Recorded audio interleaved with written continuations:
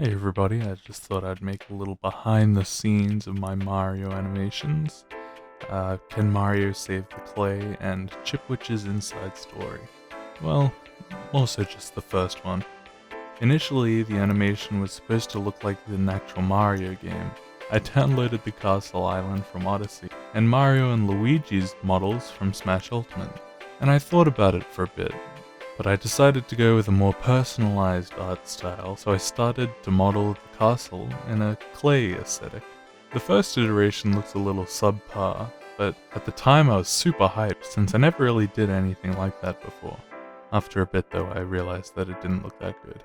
Instead of modeling a big object, I decided to make it look more like an actual playstyle environment by having each part of a model be a separate object. It looks better, I would say. But now I had to figure out the characters. I opened up Paint and started sketching some character ideas, and realized that the little doodles I made looked really good as they were. So I opened up Sprite and cleaned them up and made some animations for them. It's a little cheap, but I wanted it to look like a game, and most of the games that I make don't have many frames for animation. I needed to come up with a gag for the video, so I looked through my list before I decided on one.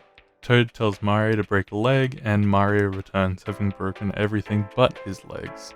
Unfortunately, the gag didn't really come across in the video, so I had to make sure that it looked really good to compensate for that. The area went through a few iterations, but the thing I worked on the most was actually the path. I remade it probably 5 times, and even after uploading I still wasn't happy with it.